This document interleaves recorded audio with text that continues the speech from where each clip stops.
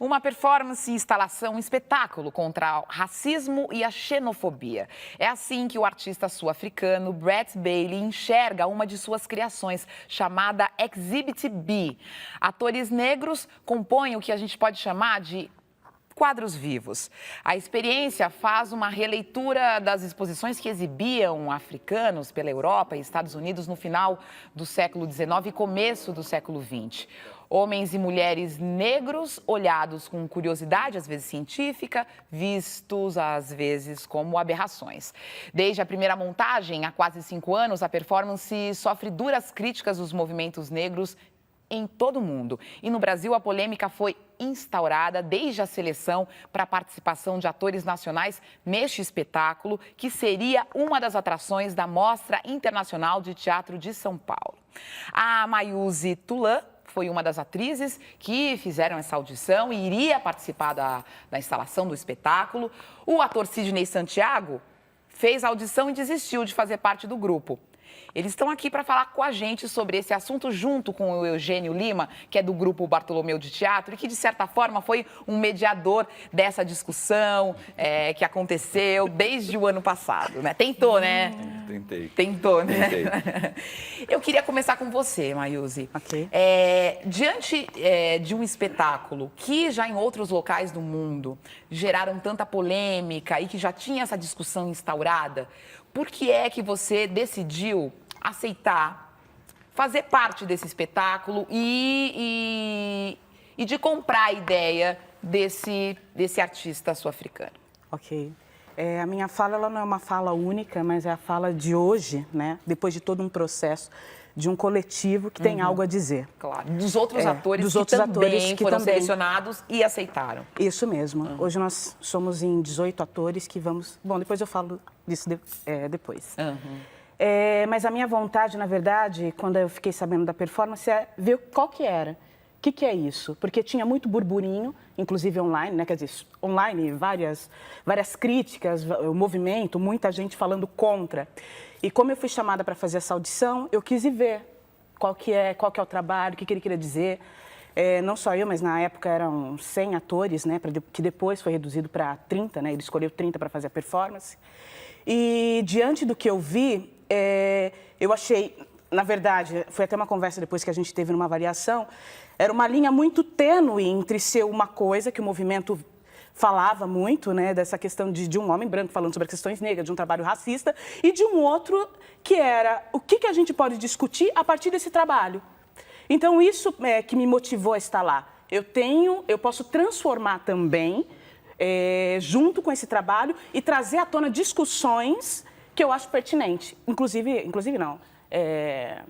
Sobre o racismo. Entendi. Então, o que me motivou é o que eu posso fazer também a partir dessa obra. Tá. Mesmo você especificamente ia ter que papel? Ou isso não estava acertado ainda, ou isso era uma segunda fase do projeto? Isso era uma segunda fase. Sim. Tá. Sidney, por que você participou das audições e decidiu não ir para frente? Justamente por uma questão política, por olhar o contexto e entender que existe atualmente no Brasil uma criminalização, sobretudo de movimentos negros que estão participando de todo o processo de redemocratização do país, que estão em legítima defesa pleiteando novas formas de representação. Eu olhei para isso e olhei para a experiência que seria essa montagem no Brasil e achei completamente anacrônico a minha participação nesse projeto.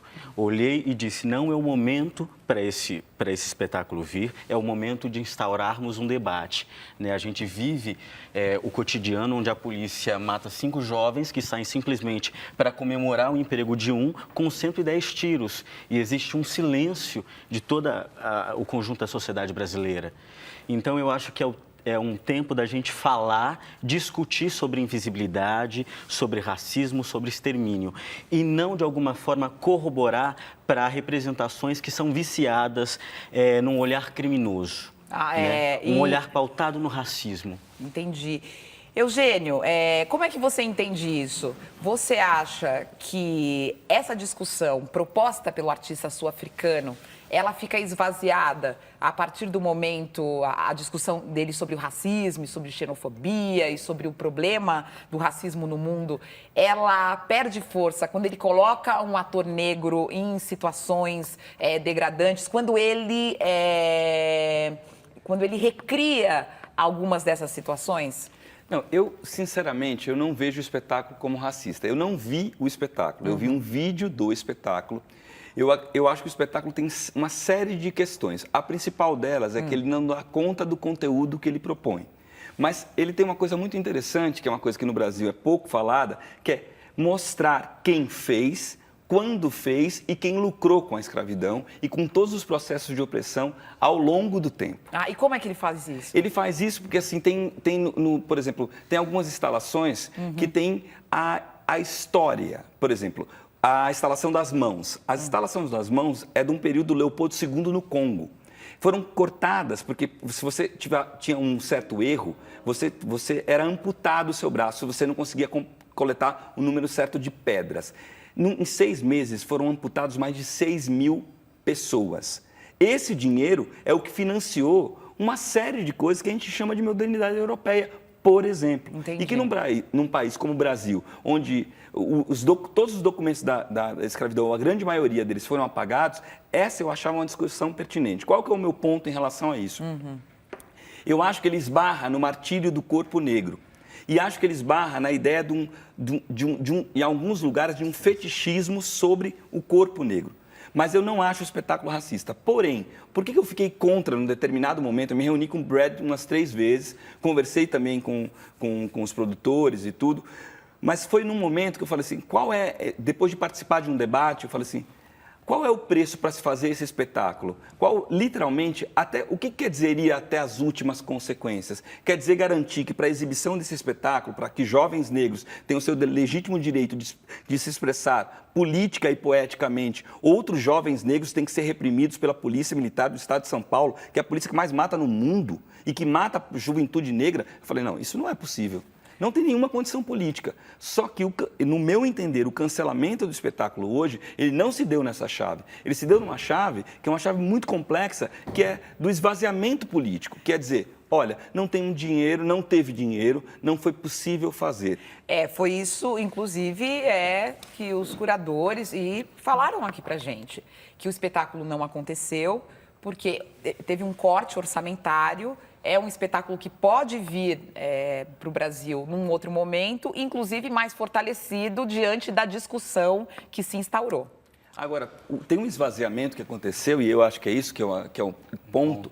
É um ponto muito sério, que, assim, a minha opinião já foi ouvida algumas vezes, a opinião do Thor foi ouvida algumas vezes, a do Brad Brady foi ouvida algumas vezes, mas ninguém voltou a pergunta para aqueles atores que fizeram o processo. Então, num determinado momento, assim, quando o espetáculo foi cancelado, quando os atores pegaram e foram para a via pública, porque eu falei, gente, eu acho que eu discordo de vocês, eu acho que vocês não devem fazer esse espetáculo porque não tem condição política. Eles falaram, não, a gente quer brigar, a gente quer fazer, a gente vai a público debater. No momento que aconteceu isso, o espetáculo foi cancelado. Entendi. E aí a voz deles foi invisibilizada. Mayuzi, que sentimento foi esse?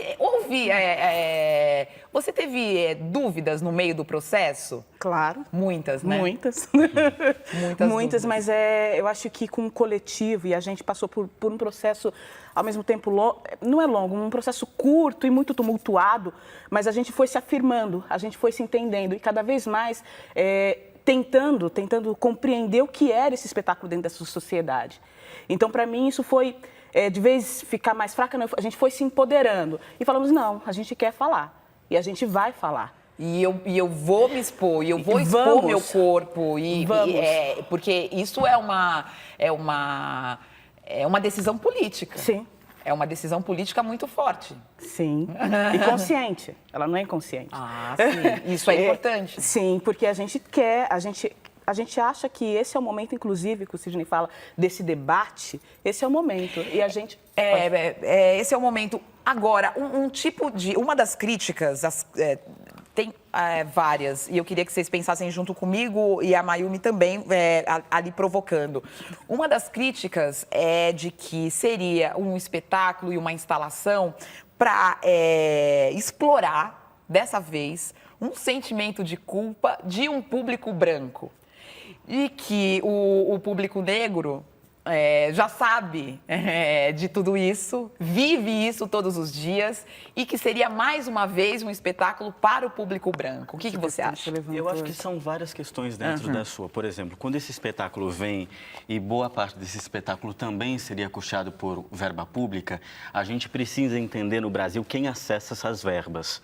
Né, quem são os proponentes das grandes verbas ou das verbas existentes para a cultura. Por exemplo, eu acho que esteticamente a gente pode discutir esse lugar de imobilidade dos intérpretes negros nesse tipo de espetáculo. Isso, hoje eu estou convencido que esse é um espetáculo racista porque ele parte dessa premissa, dessa imobilidade, dessa exposição, provocando o voyeurismo, a culpa, mas esse performer, ele está no lugar de imobilidade. Você se sente num lugar de imobilidade? Você se sente sem voz participando de um espetáculo, de uma história como essa, Mayumi? Não, eu tenho um outro ponto de vista, mas também entendo, acho legítimo, né? Porque não é uma fala somente do Sidney, mas várias pessoas têm essa mesma colocação. Eu acho que é muito pelo contrário, eu acho que é aquilo que o Eugênio falou, ele não dá conta de tudo, mas de algumas coisas sim, e coisas que precisam ser discutidas dentro da sociedade, que é o racismo. Né? A gente pode não querer ver, a gente pode ainda ter uma ferida exposta, não sei, mas a gente precisa, alguma hora vai ter que mexer nisso. Será um público mais branco a ser provocado. E você acha que essa provocação tem que acontecer? Sim, porque o racismo não é um problema só dos negros, muito pelo contrário. Né? O branco ele tem que se colocar, ele tem que vir à tona, ele tem que falar também. Tem que se pensar. Sim, tem que se repensar. Inclusive, eu acho que uma coisa, assim, eu não sei se é nessa mesma chave, mas uma coisa que é fundamental que se faz no Brasil é exatamente isso, problematizar a questão do racismo como se ela fosse um problema da população negra, que é a maioria. Só por isso seria um problema a ser pensado, certo? Porque nós somos a maioria da população. Mas mais do que isso, o branco não só não se vê, como também não reflete, porque, na verdade, isso é um conjunto de privilégios. E o maior privilégio é não pensar que tem privilégios. Então, isso daí é um campo. Só que eu acho que essa discussão... Mas, nesse sentido, essa exposição não provocaria essa reflexão? Eu acho que ela provoca... Eu acho que ela provoca, mas eu acho que ela não tem condição política, porque aí a gente não está discutindo... Eu acho que o que faltou para poder vir ou não poder vir em termos politizados é contexto. E o contexto, eu acho que não é suficiente. Ele não foi suficiente. Não foi suficiente nem a politização proposta num determinado momento pelos atores, como também não foi suficiente o debate desse performance com a sociedade, como também não foi suficiente a própria estrutura da mídia suportar este debate, entendeu? De ouvir. E agora, uma questão que eu ouvi bastante foi sobre... que é uma questão, eu vou dar minha opinião, eu considero um pouco rasa, de muitos críticos, muitas pessoas favoráveis ao espetáculo, argumentarem de que, olha, hoje nas artes não se pode mais fazer nada, tem essa questão do politicamente correto, porque aí você não pode mais fazer nada, mas é uma discussão que tem que ser